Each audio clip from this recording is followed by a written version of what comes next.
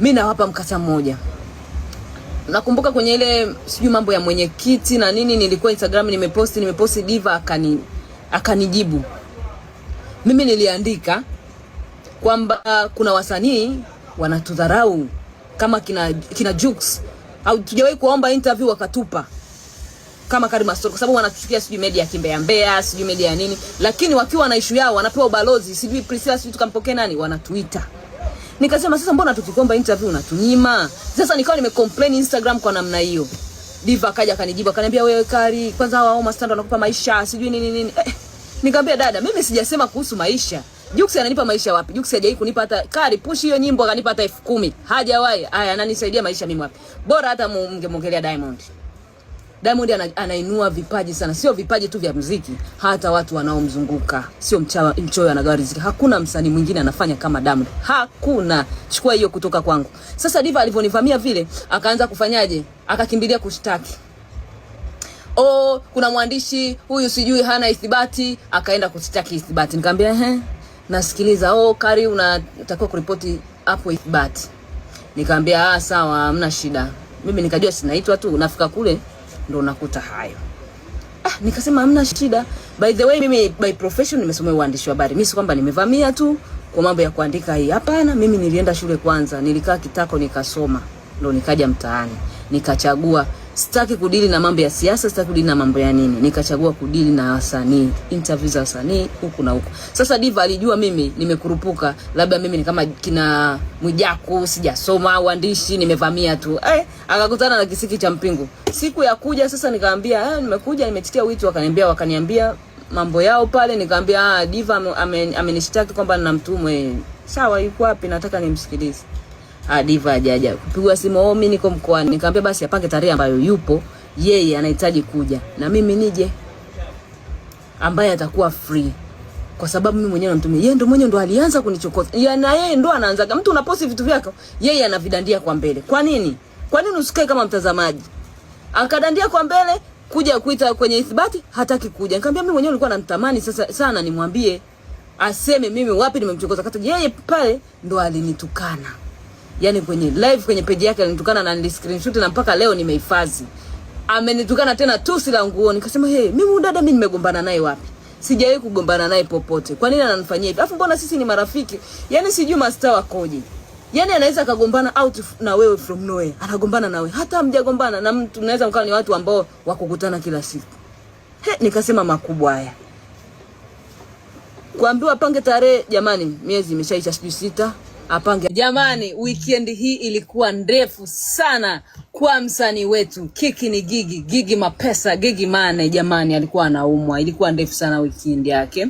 Alikuwa anaumwa, na yani niliona ile video amepost nikasema Gigi jamani, yani mpaka nikashindwa kupost Instagram. Nikasema Gigi yuko kwenye hali gani? Lakini nikasema hii itakuwa mimba au anaumwa tu kawaida, ila mimi nahisi kwamba ndoa imejibu. Hatimaye ndoa ya Gigi Mane na Liki imejibu. Ndoa ngapi zimejibu mpaka sasa hivi? Walioolewa hivi karibuni na ndoa zimejibu hizo. Sasa hivi Gigi Mane nakwambia amekaa na drip hapa, anajisikia vibaya. Jamani, nyie mimba sipati kuona huyo mtoto atakuwa ni mzuri kiasi gani. Mmemwona mtoto akipemba yule Ricky alivyo handsome, alivyo mzuri. Alafu njoo kwa Gigi Mane. Wewe, mtoto sijui itakuwaje. Yani sasa hivi mambo ni hivi, mambo ni moto, mambo ni hatari fire. Jamani, mimi sijaamini. Gigi Mane na mambo yake yote kaeka pembeni. Sasa hivi yuko busy na ndoa. Sasa hivi ukiona kwa Snapchat wanavyoongea, mume wangu.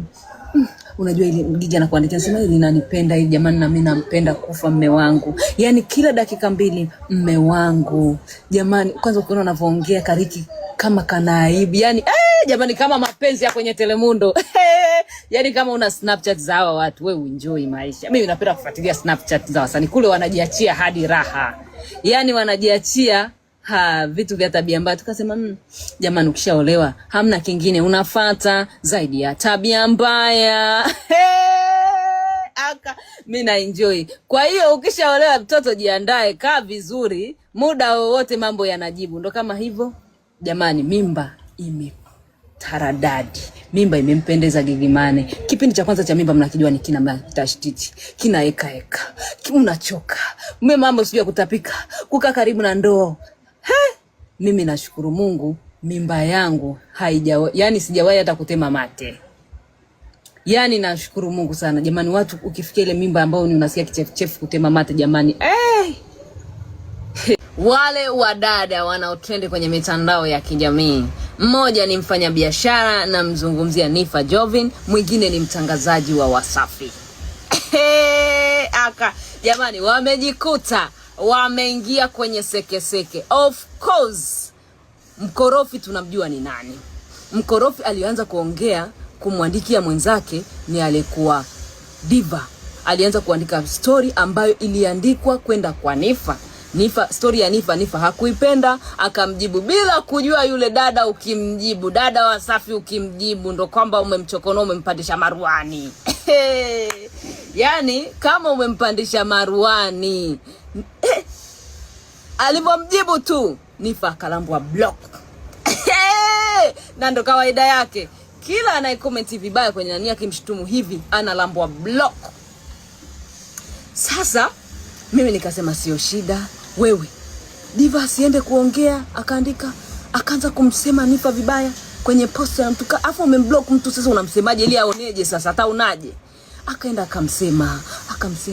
Afu kuna style gani Diva akiuziwa anakuwa anaongea kama dada fulani muuni hivi, kumbe hata sio muuni jamani. Diva hata muuni hauwezi.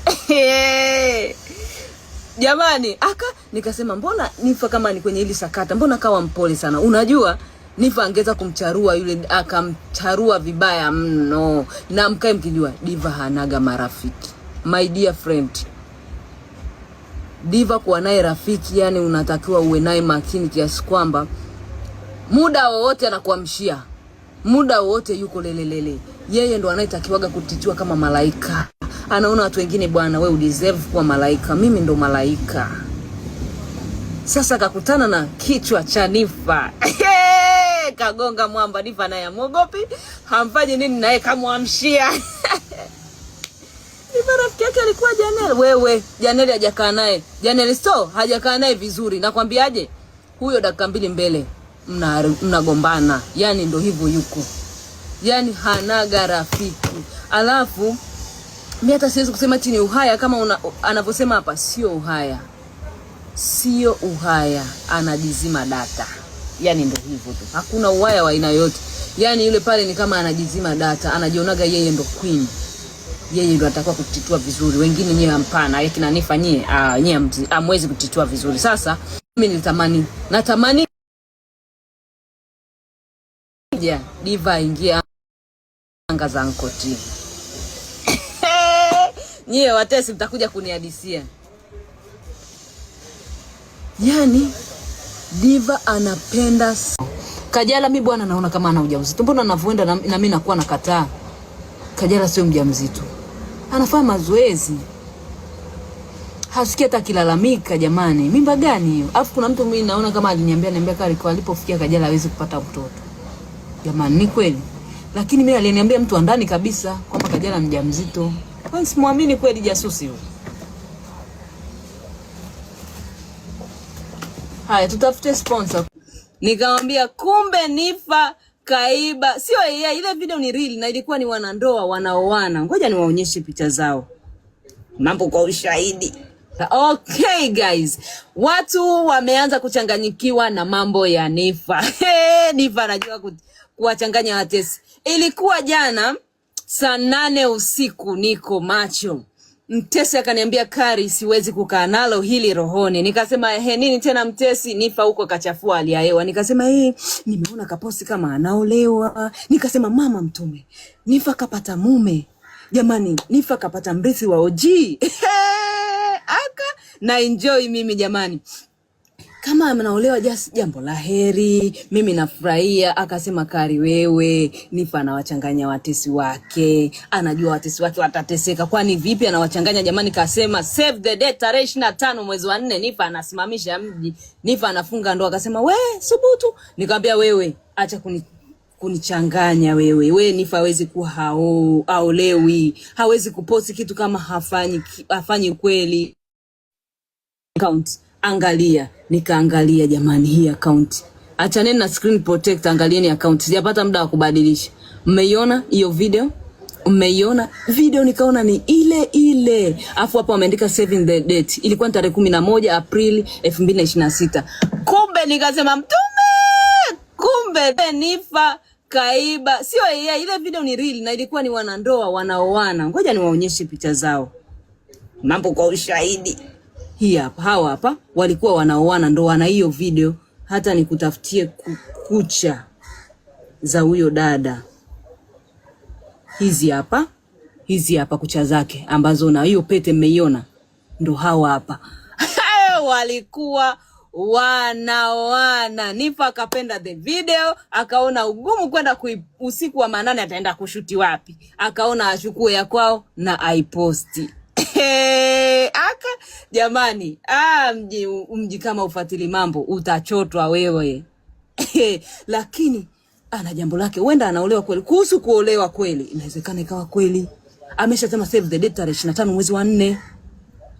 Kwa hiyo huenda akapata mpenzi wake, mubaba wake, aache kuwa shabiki wa penzi la kiredio na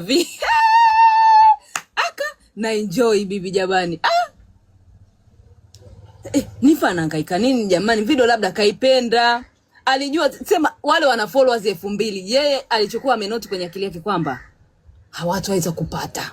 Hii hawezi kufika huko, hamna wabongo. Kwa hiyo alipekua, lakini wewe ukishakuwa na Mtesi Karima story popote ulipo nipo. Mimi ninawatesi mpaka Nigeria, ninawatesi mpaka Ghana, Burundi, Rwanda.